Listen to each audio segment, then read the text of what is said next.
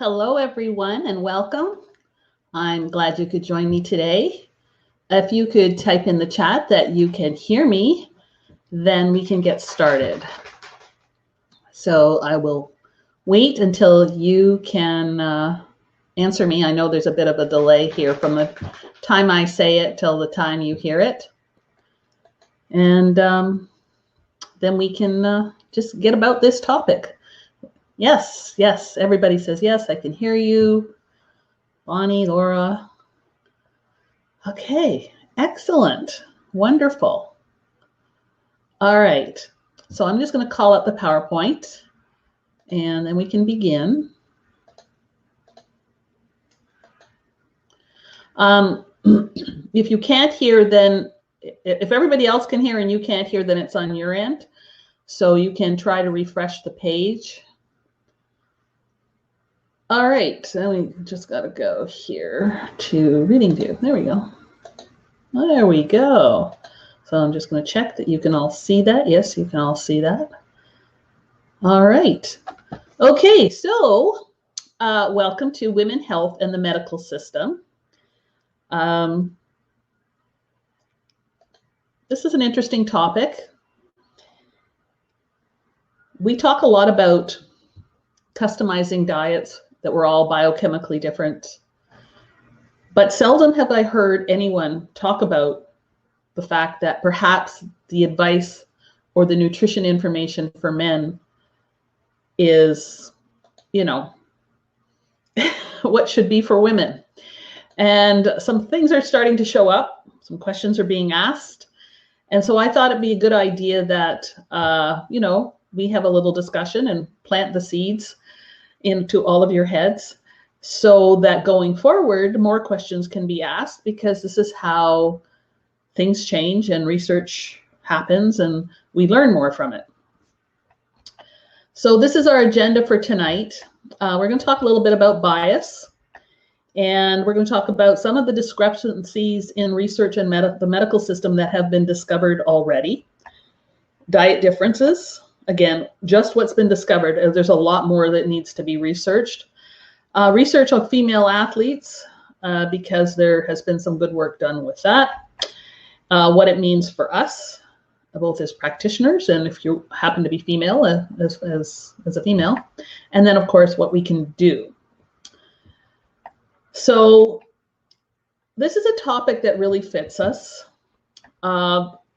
When we look at the practitioner model, it's what we were taught, it's what doctors are taught, it's what naturopaths are taught. Now we are taught a little more, you know,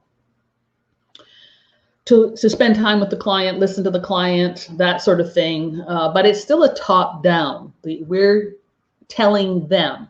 Now a lot of that's starting to change, but basically if you look at the overall model, it's still based on that. And I don't know about you, but this is what I find, is that in general, practitioners do not listen. And what they do is they try to fit us into a box. Doesn't matter if we're men, we're women, we're children. We belong in a certain space given to whatever their specialty is. And this is how they try to fit us in and give advice to us. And it doesn't matter what it is or what we're saying to them or what the situation is. Their box is limited by their knowledge and perspective. And this is true with regard to all people and all things. This is how bias works. So bias exists in every culture. There's nothing unique to us or to the medical system. And systemic bias is very real. You cannot see from the other person's perspective. You have to accept that perhaps they see things differently. So what we want to do is recognize it. If we can recognize bias, whether it's our own bias or someone else's bias, this is good. This will help us communicate better. And we all sort of see through this perspective that we have. And this makes us all prone to some kind of bias, and there's no getting around that. But we are the profession of listeners. So right into our scope of practice, we have the ability to spend time with clients that most practitioners do not have. So we can take We decide how long our initial intake session is going to be. We decide how long our follow-up sessions are going to be, and we get to decide how much of that is going to be spent talking and listening.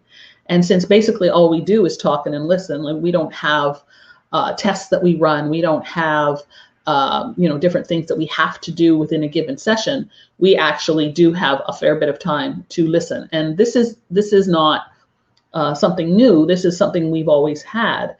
And a lot of people who come to see either health coaches or holistic nutrition professionals will tell you that they like us because we listen, because we have the time to listen. They don't know that we're listening because we have the time to listen. They just know we're listening. So I want to ask you a question. This is for the ladies. Have you ever felt dismissed when speaking to a health professional? Type in the chat.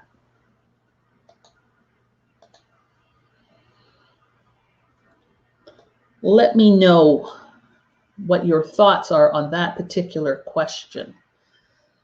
And from my perspective, we're getting a lot of yeses. I'm not surprised. It's not just male doctors. I see Carol saying it's male. I was dismissed by a female doctor. So, Lisa, she doesn't go into any. Melanie says, yes, happening now. Krista says, I can't count the number of times I've been told I'm wrong. Michelle says, all the time. Paige says, oh, yes. Okay. So I'm assuming Barb says, frustrating to repeat the same thing and it be ignored. I've had it happen to me. I don't consider myself particularly, I'm pretty good at speaking up and saying what I want to say. And I have had it happen to me. I will go into a doctor, or it could be an herbalist, or it could be a homeopath. It doesn't really matter. And I'll tell them what I think my problem is, and they just do whatever they do. Natalia says, Krista says all female doctors. Yeah. Well, we have to remember that we're going to be talking about bias in the medical system, and that, a lot of it is a male bias, but the female doctors have been taught the bias. They've been taught that this is what the facts are. This is how things work. This is what the body does or doesn't do. They've been taught this. So how would they be any different?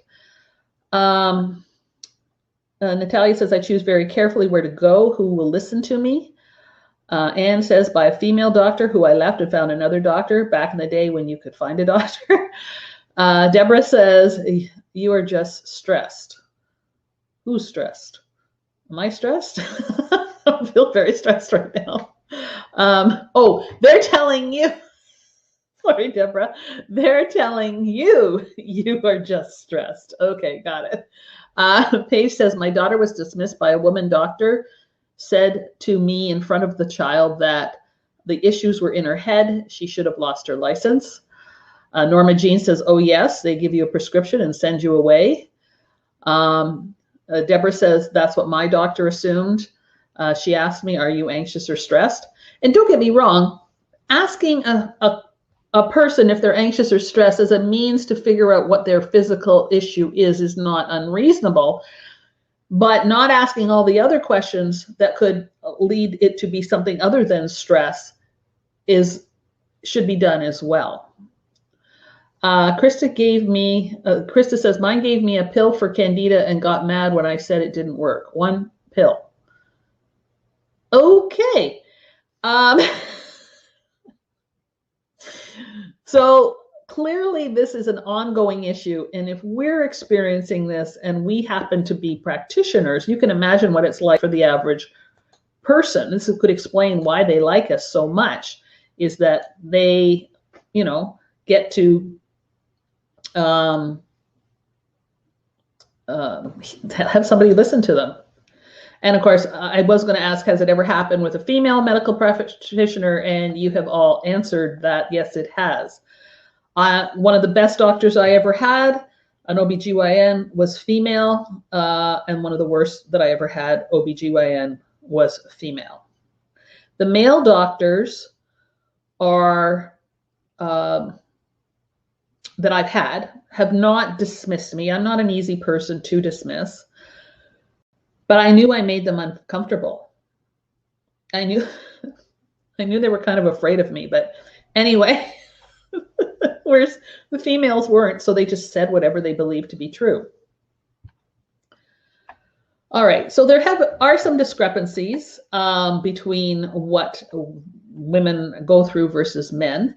In one study, they found that women are only half the time likely to receive pain medication in comparison to men after coronary bypass surgery. So male and females have had the surgery, which means they need to repair, but they're only getting the pain meds half the time. For chronic pain, instead of pain meds, women are given anti-anxiety meds. So it's interesting that, you know, a couple of you mentioned that the doctor tried to write what you were going through off as stress. Women are 7 times more likely than men to be misdiagnosed and discharged in the middle of having a heart attack. And why? Well, we know this, we've always known this, because most research in these areas are based on men. These are 2 images I found that compared the heart attack and stroke symptoms, women versus men. When you look at the heart attack ones, you can see there's quite a bit of they're not the same. So men get chest pain, women get chest pressure. Men get rapid or irregular heartbeat. Women get usually unusual fatigue for several days. Men feel dizzy, faint, or lightheaded. Women have anxiety and sleep disturbances. Men break out in a cold sweat. Women have back, neck, arm, and jaw pain. Men get stomach discomfort or indigestion, and women get nausea, feeling sick to their stomach, and both get shortness of breath. When we look at stroke, there's a lot of overlaps, like face drooping, arm weakness, speech difficulty, vision problems, trouble walking or lack of coordination, severe headache without a cause.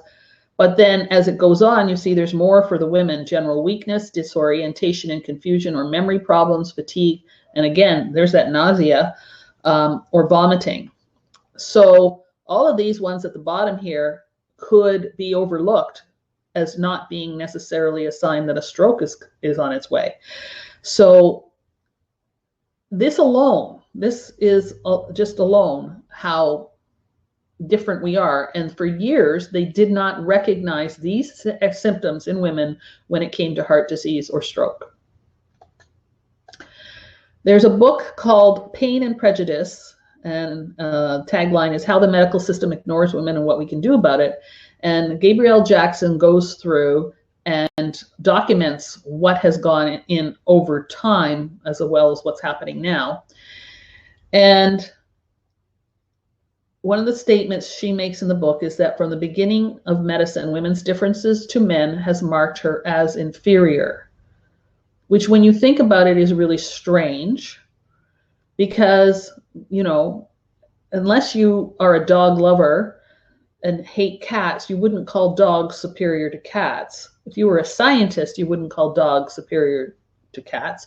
You just call a dog and a cat, right? So again, this is bias, right? This perception, well, they're not like me and they're weaker, so therefore they must be inferior. In early modern era, again, this is from the book, medicine switched its attention to the nervous system, blaming illness among women on weak nerves. So this is where they get this idea that it's stress, anxiety, etc. This sort of shocked me. The endocrine system wasn't discovered until the early 20th century. That's not that long ago. And raging hormones then, once this was discovered, became the chief source of blame, intermittent with our corrupt mental states, because prior to that it was weak nerves. So we were either raging hormones or we, had some mental problem. Dr. Janine Austin Clayton, the director of the U.S. Office of Research in Women's Health, told the New York Times, "We literally know less about every aspect of female biology compared to male biology." 70% of chronic pain patients are women, but 80% of pain medication has only been tested on men. And women, this is shocking too, were not included in research studies until the 1990s. That's only 30 years ago. Think about that. We weren't even part of the studies till then. And even still, you'll see that it's not a 50-50 thing. Between 1997 and 2000, 8 out of 10 prescription drugs taken off the market by the U.S. Food and Drug Administration was because of greater health risks in women than men. So this shows the consequence of not having had them tested on women, that they were allowed for sale, they were prescribed for women, and they ended up causing issues with women that they didn't cause with men, and therefore were pulled off the market. And when the question was posed why, a 2018 study found that this was a serious male biases in basic, preclinical, and clinical research. So it's going all the way through the research phases. Why weren't women studied? The researchers claimed the menstrual cycle and fluctuating hormones would corrupt results. So in other words, because their knowledge was such that they couldn't account for what the hormones would do when they were going through their monthly cycle, that this was a reason to exclude them from the research, which to me, I would say it's the exact opposite. Isn't this why you would want to study them? So there's a book. So this is what got me started on this topic. There's a book called Roar by Stacy Sims. She's a PhD. Her work, and she is an elite athlete, and she works with elite athletes, specifically mostly triathletes and endurance sports, but all athletes. And she was discouraged when trying to study female physiology and how to optimize nutrition for female athletes by her professor when she was working on her PhD. Again, why? Because of the menstrual studies and fluctuating hormones. She was literally told, you know, it's going to complicate things. But she did it anyway, and I'll talk a little bit later about what she discovered. ADHD is another area where girls were kind of overlooked. So the symptoms in girls have gone unrecognized. There's a whole generation of girls who have been undiagnosed until later in life. Girls do not tend to show hyperactivity like the boys do, and symptoms are more likely to be inattentiveness and disorganization. They tend to mask their symptoms in an attempt to conform with those around them. And they have a tendency towards daydreaming. They have trouble following instructions. They tend to make careless mistakes on homework and tests. And whereas boys' symptoms tend to decrease as they go through puberty, girls' symptoms tend to increase. The criteria for diagnosis was based on boys, and all but 1% of research was done on boys. So in other words, 1% was done on girls. The guidelines said the condition would be visible by age 7. However, they have now increased it to 12 years of age because this was to allow for including girls. But that's only recently. One of the big areas of mystery, of course, is autoimmunity. So 8% of the world's population has an autoimmune condition, but 78% of the people with autoimmunity are women. And researchers are looking at the gut to explain autoimmunity. So the big question is, why do more women have it than men? Now, most studies right now are the main form of study. So in one mouse study, they looked at female mice, young female mice, who were at increased risk for type 1 diabetes, and they gave them the gut bacteria from male mice. You can do that to mice, can't do that to humans. I know, yes, there's fecal transplants and all that stuff, but that's a little trickier in humans. 60% of the female mice did not develop type 1 diabetes. Now, previous research that male mice colonized with commensal bacteria had increases in testosterone. So there's a possibility that the testosterone has some form of protective relationship in the gut with regards to autoimmunity. Because also the female mice in the study receiving the male gut bacteria also had an increase in testosterone. So of course they're going to research more about testosterone to see what role it's playing in the gut. Gut bacteria seems to play a role in hormone levels, as we know. And it could be that just that testosterone is more protective against developing autoimmunity. And this could be explain the higher prevalence of autoimmunity in women. I don't accept this because autoimmunity is something that's not supposed to happen. But given today's standards of gut health, given the fact that we don't differentiate between men and women, for all we know, and I didn't research it, we could maybe antibiotics do a bigger number on women than they do on men. Maybe antibiotics play a role in hormone relationships than we know. We don't know because of the whole gut hormone circumstance. So there's more to this story than this.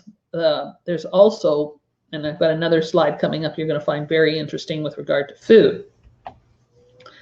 So, but what I'm hoping that this is giving you is the pause for thought on the one-size-fits-all autoimmune protocols that are running around there. So if you go to, you know that for a medical doctor, it's basically suppress the immune system with drugs kind of protocol, right? But if you go to a naturopath, different naturopaths have some type of food-based protocol where they pull out a bunch of foods and, you know, they do it to whoever has the autoimmune condition. Now, the vast majority of those people are going to be women, but there are certainly men who have autoimmune conditions. So think about that. Think about what that may mean. And perhaps that's not the approach we should be taking. I would also want you to think a little bit about diets for weight loss, where they're just one size fits all, whether it's ketogenic diet or, you know, you name the diet. They don't have the same effect on, we'll talk a little bit more about that in a minute, but they don't have the same effect on women that they have on men. Now, I think this means the gut bacteria should be considered based on all of this, that we need to consider what may be happening with women versus men and their gut bacteria. So I went looking for some research based on that mouse study, on if anybody's talking about the differences in the gut bacteria. And I came across an article written by the company Ubiome, which is now out of business. It's actually one of the poop tests that I had done on myself was Ubiome. And basically they were looking at the samples of men versus women. So any of these companies, what they do is when you send them your poop, they compare yours to other people who've already done the test and sort of tell you where you land within the range of other people, which isn't all that helpful. They said there were no differences when they looked at the women's poop versus the men's poop. But based on the research I just did on poop tests, the type of testing used was the 16S rRNA sequencing. It's only good for identifying the genus of the bacteria, not the species. So it's actually a very poor test to try and get an idea about the diversity and the differences in species. And we have to go one step further with that because it's not just species, it's strains. So the big story is in the strains, not necessarily the species. So you can have lots of Lactobacillus acidophilus, but we have different strains of Lactobacillus acidophilus in us. We have more than one, number one. And number two, we have different ones compared to our neighbors and our friends and our family. And, well, not so much our family, it depends if we live with them. So if there was going to be differences between males and females on their bacteria differences, it's going to be on the species level, possibly, but more likely at the strains level, which is still really, really difficult to differentiate right now. So there is a better test that could be used. The company, what's it called? Viome. They use a better type of testing for, they can at least get to the species level. But it just shows you that they shouldn't be writing an article like this when they really don't have enough of the understanding that this could possibly be the case. I don't know what they were expecting to see on the genus level. Do they really think, I mean, we're not that much different. So I don't know what they were expecting to see. And it's the species right now, and in particular, and then they go a little further even into the strains, but basically the species is where they're making the connections to health conditions, like why somebody has lupus or why somebody has MS or why somebody has diabetes type 2 or heart disease or cancer or, you know, different health conditions. It's being discovered on the species level, not on the genus level. So what does this mean? It's, once again, if this is how they're going to approach it, they're jumping to conclusions with limited information.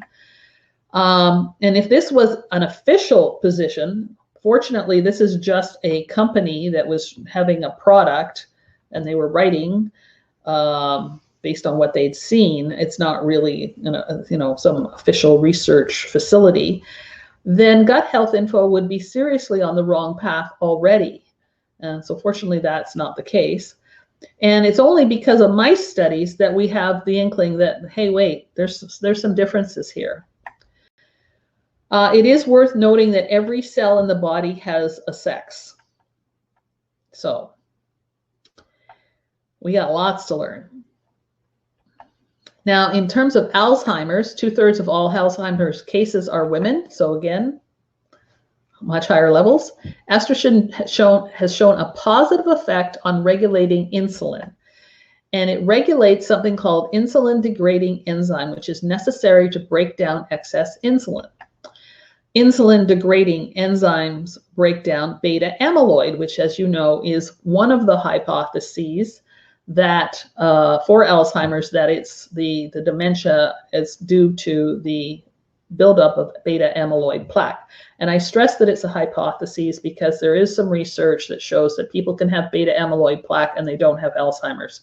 So there is more going on there. But this is a possibility that might explain why women might be developing it more, especially, and again, I keep going back to the gut, but I'm sorry, that's where the research is going. There's a lot of information about gut bacteria and its relationship with hormones, number one, and Alzheimer's, number two. So therefore, if we're already seeing some differences in the gut bacteria, and then we also have estrogen playing some type of positive effect, and women tend to have lower estrogen when they get older. It's not lower than men's, so we shouldn't be getting it just because of that, but some women have low estrogen in comparison to what they should have after menopause.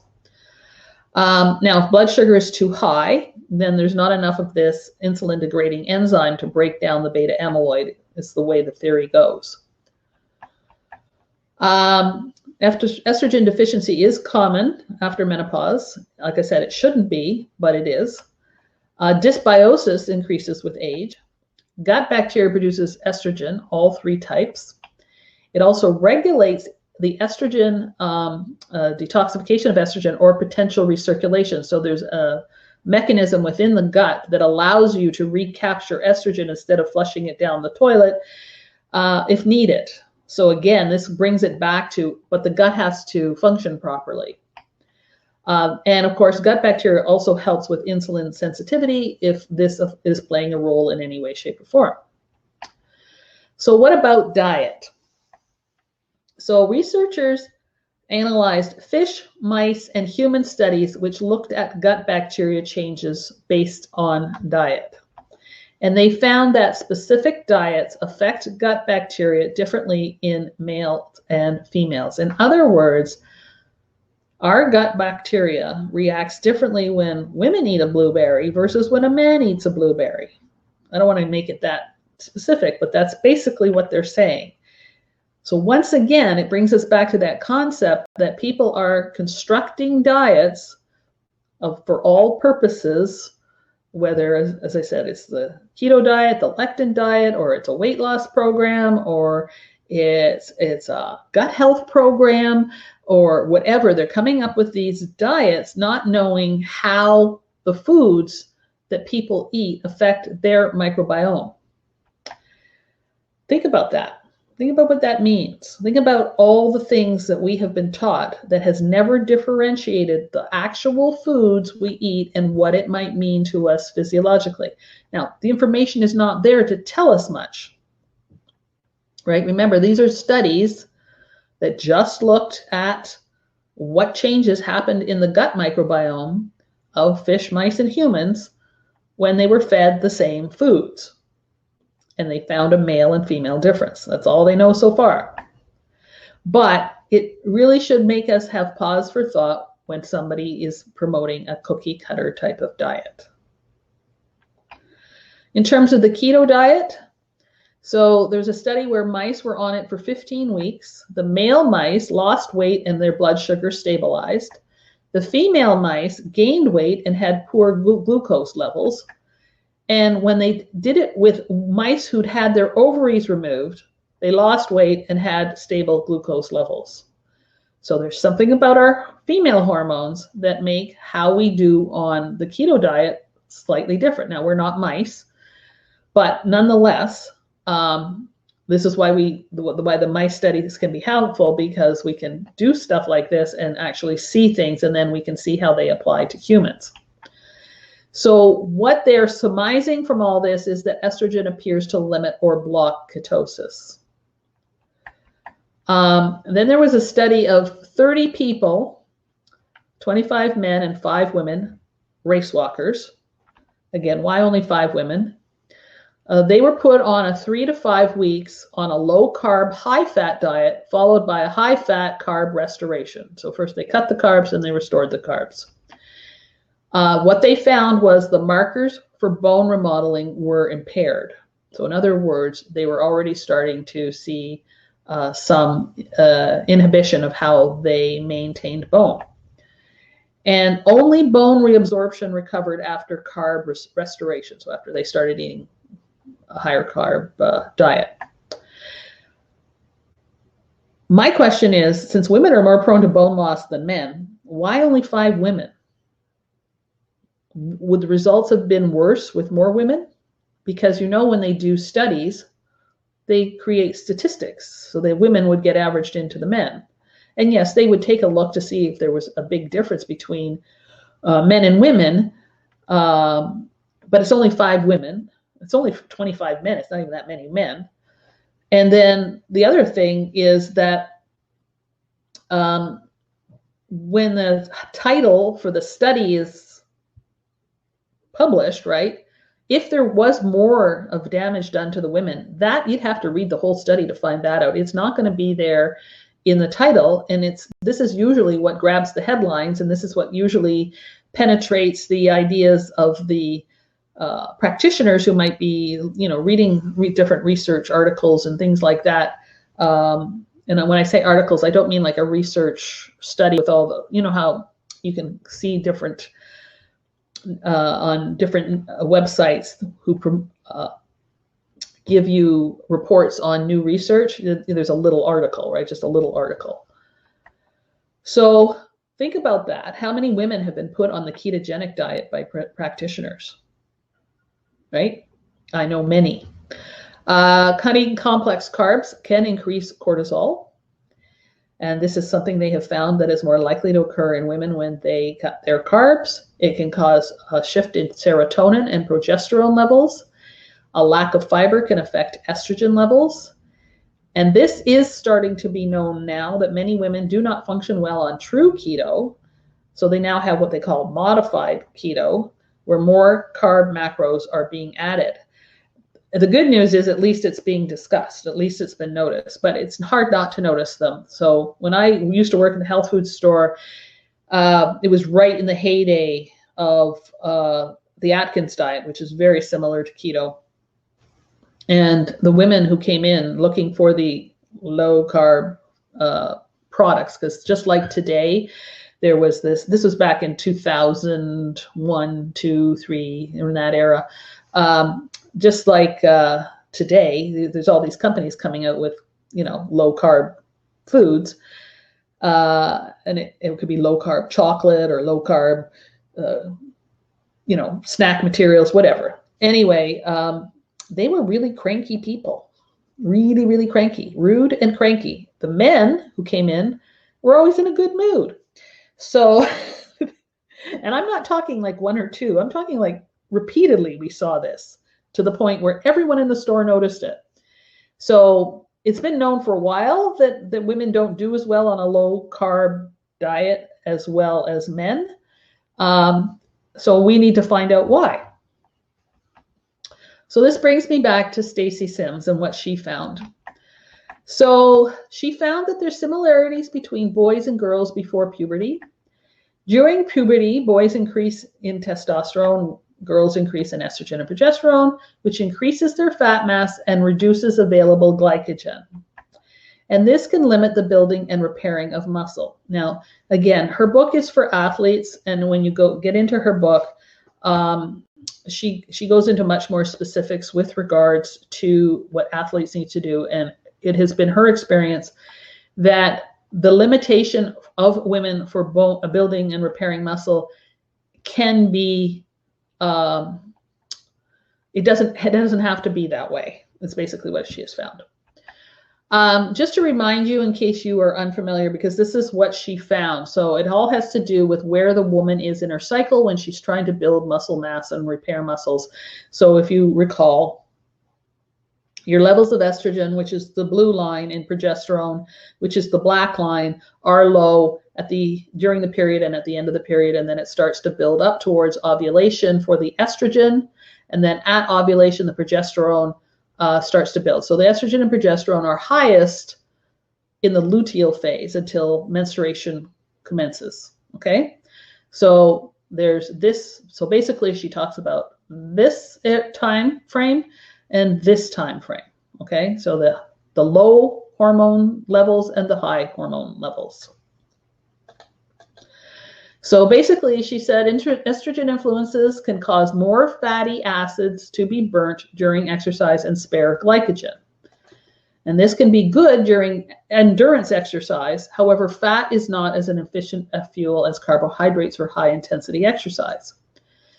And remember that sprinting is part of fight or flight.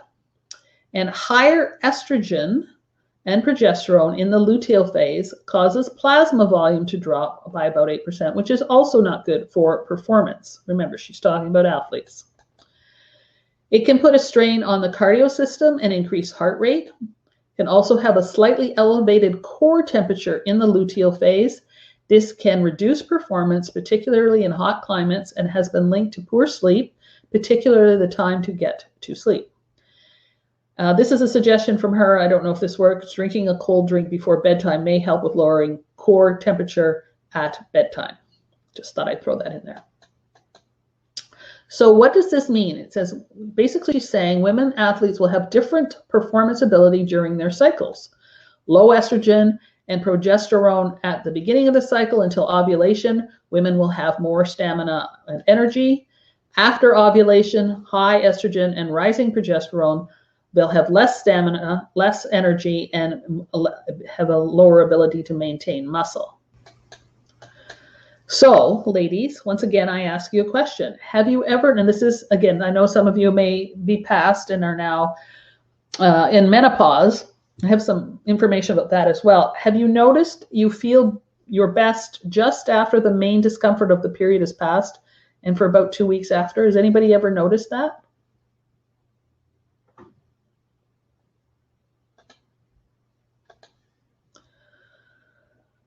I suspect, I'm just looking at your questions while I wait. I suspect one contributing factor is women are almost nearly the ones cleaning the homes with toxins. Oh yeah, that's a good point, Paige. Carol says too long ago to remember. Bonnie says yes. Karen says yes. Amanda, big time, Julie. Yes, yes, yes. Yeah, I remember that too. And I'm beginning to think, I love that time. That's what Karen says. So we're not athletes, right? Barb says, I seem to recall that was the case almost just before, and the first part of the period was the most creative time. Louise says she felt better nearer to after ovulation. Catherine says, so very long ago. Heather Mack says, I danced professionally, did not notice anything different at different times of months. Well, that's good. Tamara says, I remember that too. Okay, so again, we weren't taught to be looking for that. So maybe we noticed it, maybe we didn't, maybe it wasn't for all of us because we are different, and depending on how you were operating, there's nothing to say that what is true for one woman is always going to apply. Now, think about what about, if you can remember, or if you're still doing it, what about during times of stress? Have you noticed, or have you been, like, it depends how observant you are. Whoops, what did I do? What did I do? Why is that not on the screen? Oh, there it is. Okay. It depends on, yeah, I always felt better when my period started. It was like a relief. But I started noticing stress really would make a difference as to how I felt throughout the entire cycle. So yes, stress makes PMS worse. And we know why. It's because the progesterone is not as high as it needs to be. And a lot of the PMS symptoms are progesterone related. But the reason I'm asking this is because when this information is about athletes, but I was having this idea that perhaps stress is, for most of us, is kind of like our athleticism.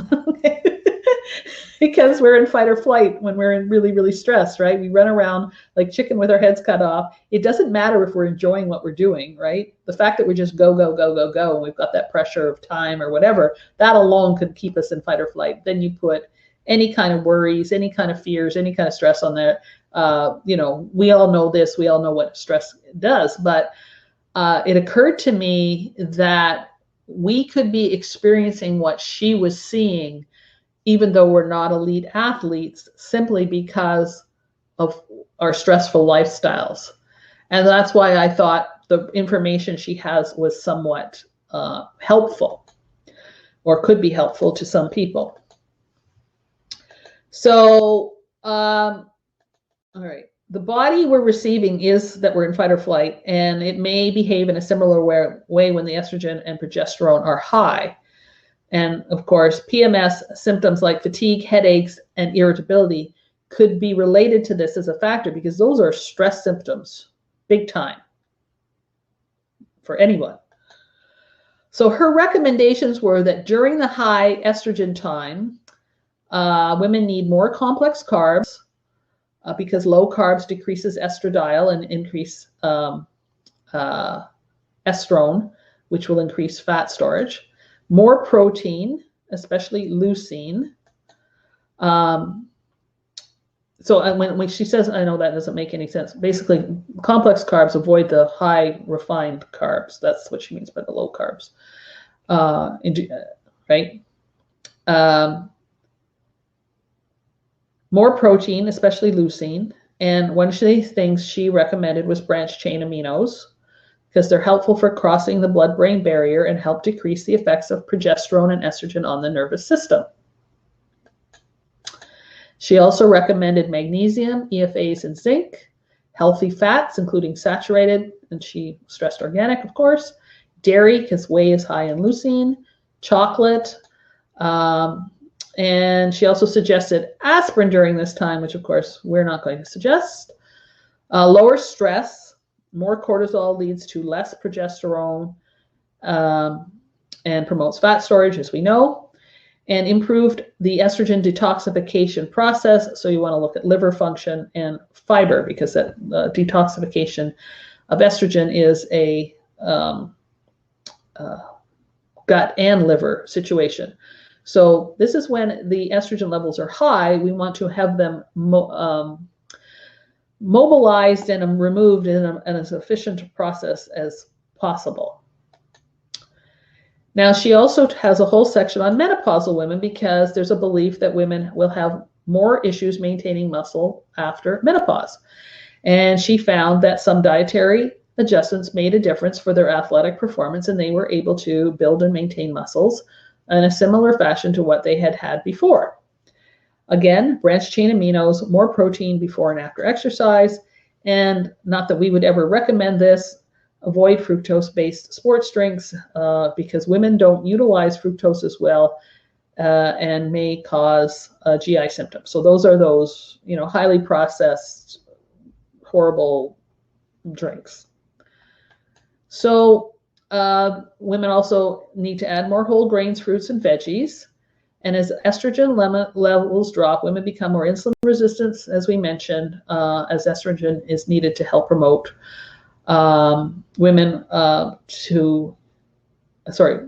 estrogen helps women need less insulin to get the glucose into the cells. And stabilizing blood sugar is important during this time. Much of what she says applies to how the body functions when stressed. So this is why I thought this was relevant, especially looking at menopausal females. And I think, so I decided I was going to try the branched chain amino acids. I thought that sounds like a good idea to me, just to see. It's been about, 3 weeks. And what I will tell you, I bought the one from AOR, and it's a powder with a really nasty aftertaste, but I just take it straight. You can mix it in with stuff, but my experience with aftertaste is you mix them in, you still get the aftertaste. You might as well not wreck whatever you're consuming. But my experience so far is I have better ability to get things done during the day. So I usually have, a list of things I want to accomplish. And I've always been a very productive person, and I usually, especially if you want to go back 20, 30 years, I could produce mountains. And I've been finding it in recent years to be more difficult. I am under a lot of stress. And what I found with the branched chain amino acids, I'm not going to say I was less tired, because I just am not getting the best quality sleep I could get.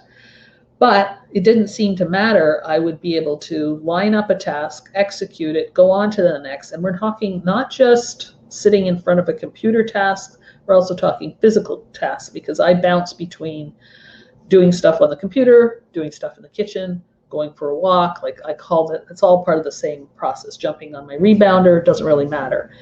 And that's what I find, is that when I take the branched chain amino acids, I seem to be able to accomplish more and not feel drained or anything, either mentally or physically. So again, it's still too soon to see. I did do some research on them. There's some good information about them, not only helping with the muscle situation, but also helping the gut as well. So that was interesting to me. And then this could also apply to anyone who exercises a lot, whether it's high intensity or endurance. So even though you may not be an elite athlete, or you may not be working with elite athletes, many of you and many of your clients do a lot of exercise. So I've certainly had clients who are quite, the amount of exercise they do is quite a lot. So if you take that, the fact, even though they're not doing as much as, say, an athlete, but then you throw in stress on top of that, they could be going through the same thing as a result as what the elite athletes that she looked at were going through. And of course, we need to be aware of the detoxification process of estrogen, especially when it's high, as I said before. And then your gut health is important when estrogen is low, because this is going to help your, as I mentioned, the gut can help you recirculate estrogen if you need it. This is really good for women to know in menopause.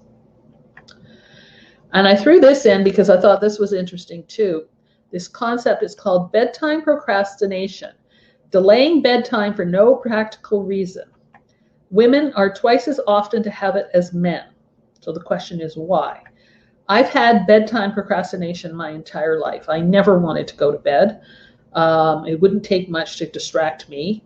And thank God they invented the VCR way back when, and now we have PVRs, because that's usually what distracts me. It'll be a movie or something, and I'm like, oh, I don't want to go to bed. I want to finish watching this. And now I just hit the record button and go to bed like I'm supposed to. But for years, resentful.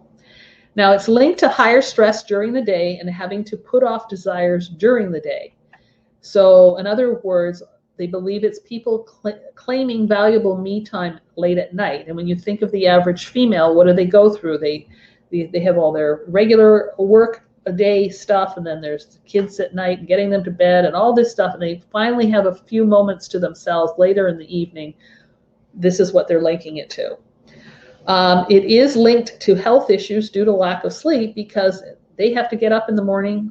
Normally if I procrastinate going to bed, it's usually on a night when I don't have to get up at a specific time, so I don't suffer from less sleep. But this is not true for most people. Most people have to get up early for their daily routine, and if they're procrastinating about going to bed, they're not going to get enough sleep. It is more common in younger adults, as you might imagine, but as practitioners, we can help them reassess priorities and help them find new ways for me time, or find other times during the day for me time, or just, like this is a conversation we can have with them. So I thought I would throw that in there, because since it affects women more than men, it might be something we come across and we should pay attention to it. All right, so what should we do? First of all, we want to recognize this difference that is going on between men and women, and the fact that women are not being researched yet as they should be. I think I mentioned in an email this week that realistically, if they're going to do research properly, they should have 2 cohorts, 1 women, 1 men, right? And they're completely separate studies. Even if they're doing the same thing to them, they're completely separate. They're not putting men and women together in the same study. It should be 2 studies. But we need to get recognition of this first, and this is coming along, and we need to take it seriously that it is going to mean something different than perhaps what we have been trained to do. May not be as effective as we think it is, or it could explain why we're not getting the results we think we should be getting. You want to be careful who you listen to. So as I said, we said this at the beginning, and some of you made this comment about female practitioners. They've been trained with the same biased information, and the fact that they don't even consider it different is not a good thing. The fact that they just take what they've been taught as it's been taught without questioning it is kind of not a good thing. So I know some female practitioners are, but it's not enough.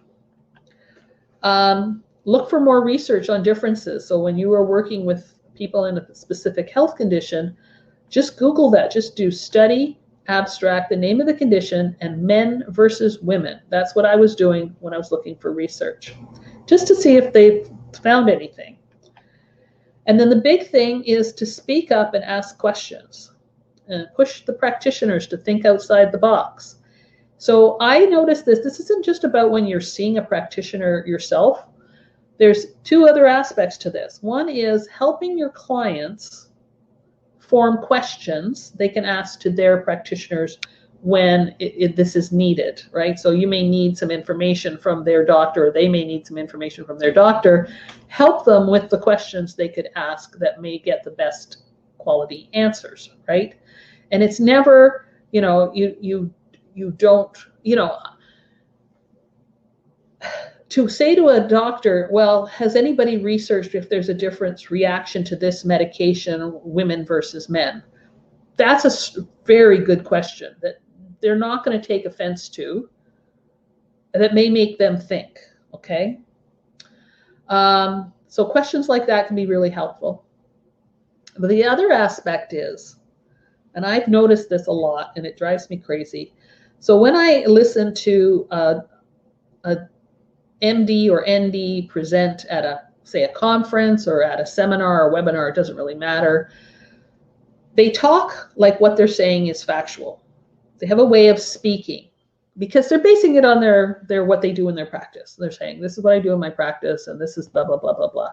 And then they do what they do in their practice, and they try to find the reasons why this is a good idea when they're doing a presentation. But it's the way they say it. It's identical to the way they would say it to a client in their office or a patient in their office. And then I listen to the questions that are coming from the audience. And what I find is there are not enough questions questioning what they just said. The questions are always like, okay, so what you just told me was true. So if I'm doing this, should I be doing such and such, okay? They're not saying, oh, I read a study where they had found this. Have you heard anything about this? Those are the kind of questions I think would be really helpful, both for the practitioners, because they can't read everything, number one, and number two, to help them think outside the box, that there's might be more to what they're saying than they think. And it's not putting them on the spot, because you're saying, oh, I just read this study. Have you heard of this kind of thing, right? So those are the kind of things we can do. So we can speak up to our own practitioners. We can help our clients speak up to their practitioners. We can ask good questions. And then when we are, the best opportunity is when we are with them in a speaking sort of situation and they're asking questions, allowing questions being asked at the end to try and get some clarity and help them sort of think outside the box when something isn't really right. And if they aren't distinguishing between men and women, we should always ask them, what's wrong with that? Just ask everyone you're listening to, well, have they found any differences between men and women? And if you know a bit about what some of the differences that they have found about men or women, that would be even more helpful, because it'll help you say a more intelligent question. And then, of course, you also want to help all your female clients do the same. All right, so that's my presentation. Let's see what you guys have been up to. Okay, so stress made PMS worse, says Maxine. Okay, Heather says, I was also trained professionally at high altitude for 6 years, and it made me stronger. I guess I have good genes. No problem with periods, PMS, or menopause. Yes, Heather, there are women like that. And then she logged off. Okay, and can I send you the name of what? The Diana. Name of what? Was it? And Louise says, I've been taking 1-2 more for circulation issues. Are we talking about the branched chain aminos? Louise, I'm not sure what we're talking about here. Louise says, my husband goes to bed at 8 p.m. and me at midnight. Anne says, glad to hear there's a term for it now. Yes, there is. Paige says, I see this among my mom's clients. Huge problem. It's often the only me time they can grab. I agree. Tanya says, that sounds like her, but trying to get there by 11. Christy says, yep, that's me. Entitled to me time. Paige says she's got to run. Okay. Diana says, what are you drinking? What is who drinking? What am I drinking? Am I drinking? I have a tea here. Oh, you mean at night? What am I drinking at night? Chamomile. I don't know what Diana means. So yes, she was asking about the branched chain amino acids. It's from AOR. I will put it in there, AOR, and it's just called branched chain amino acids. And Louise is confirming that she takes a branched chain amino acids, and then everybody else is confirming the what I had said about the AOR. So any questions, any thoughts that you want to express?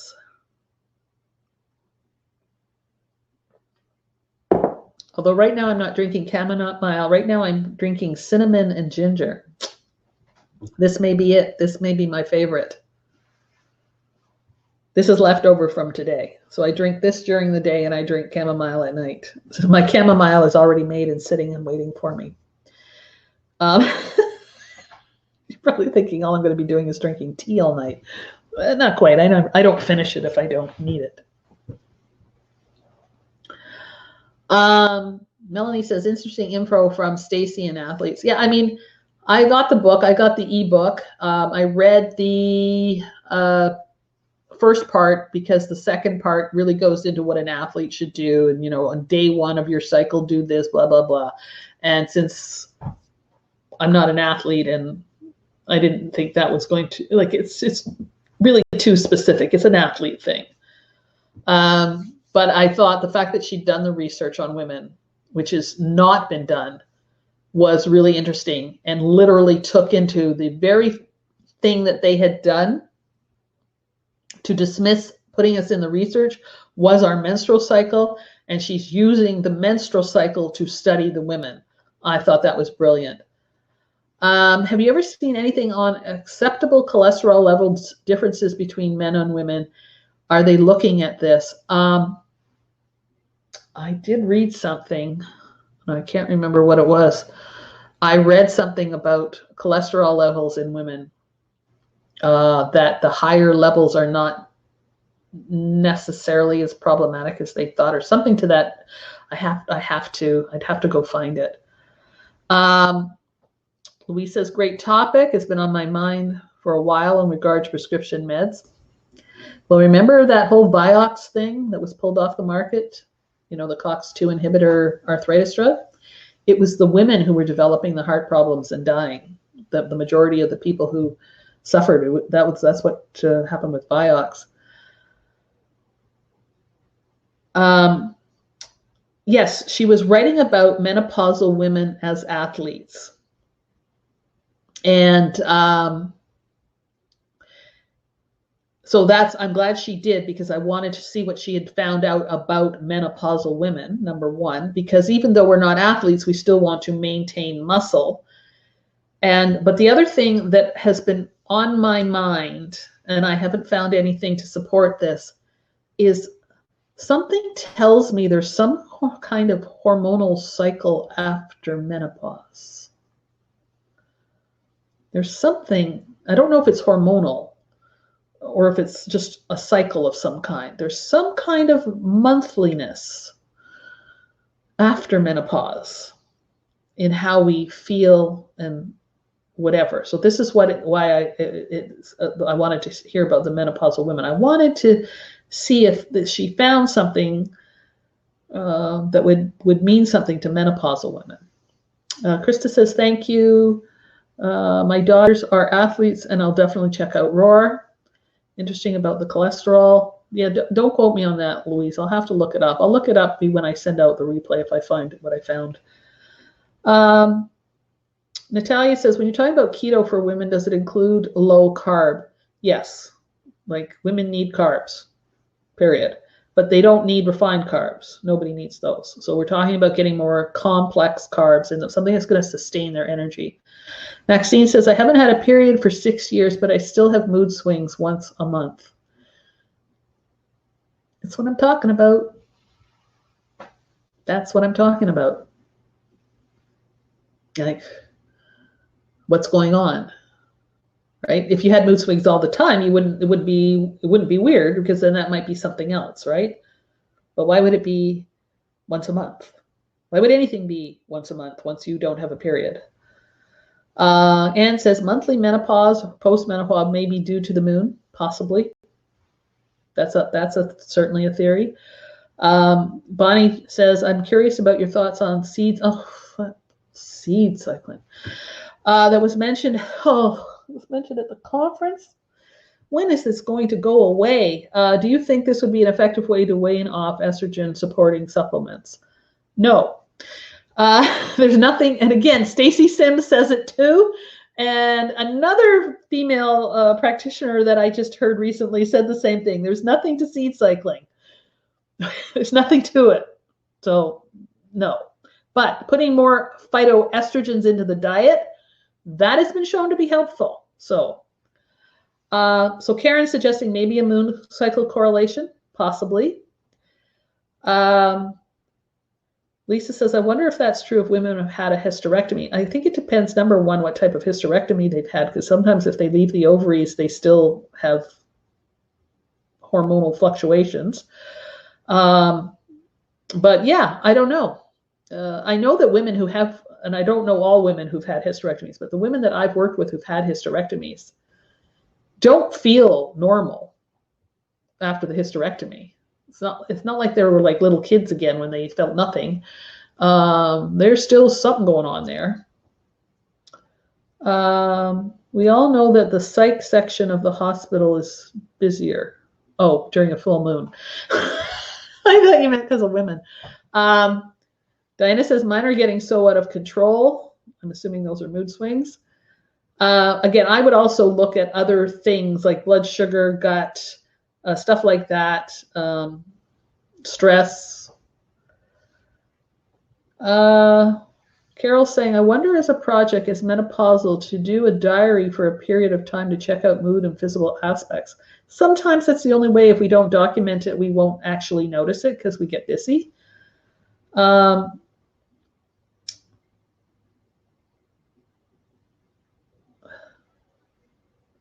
Bonnie says, haha, thank you. I've noticed a big difference just eating most of the 88 foods to prep for the food sensitivity test.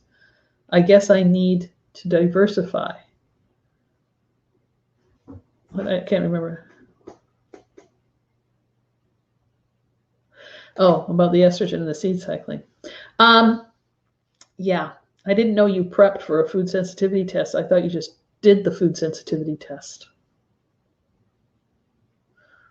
That doesn't make any sense. Anyway, I'll leave that to you. 88 foods, that's a good number of foods to be eating, Bonnie. And yeah, Anne's confirming she meant the full moon.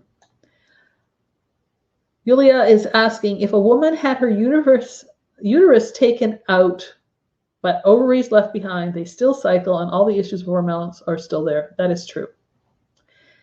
That is true. And plus, we always think, this is again another sort of myth that's sort of perpetrated on us, is that the hormones are related strictly to the ovaries when they're not. We've got adrenals and we've got other areas of the body that produces estrogen and progesterone, the gut. There's all kinds of things. It's not black and white that it's an ovary related thing. Bonnie said the instructions said to eat 2 servings of each food for 3 weeks before doing the test. It's funny, I just did the 88 test and maybe I didn't read the instructions. Is that from Fluids IQ? Because I didn't do that. And funny enough, I didn't test sensitive to much, so I didn't test sensitive to anything actually, but there were some fluctuations in the amounts there. Really? It's in the instructions? I didn't read them.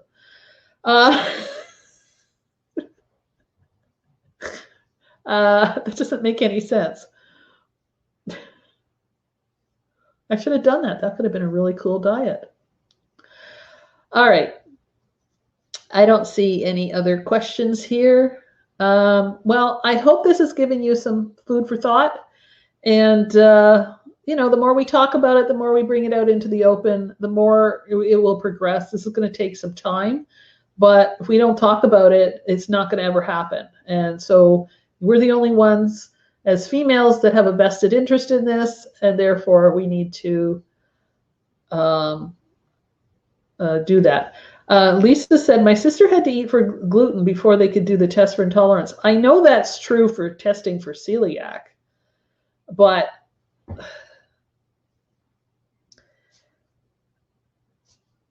I don't know. I mean, I understand why they're saying that, but I don't think that makes that accurate. All right. I'm getting lots of thank yous. That usually means that's a good sign that you're done. And it's a good sign that I'm done. So thank you, everyone, for attending. Let's keep going with the thoughts. and we need to stand firm. That's right, Anne. And hopefully I will see you next month for whatever topic I am working on, which I'll tell you what it is later. All right. Thank you very much. Nice seeing you too, Shana. I haven't talked to you in a long time. Thank you, Tamara. Thank you, Heather, who I thought left, but that's another Heather. Thank you, everyone. All right. Take care. Relax now. This is your me time. Go relax. We'll see you next time.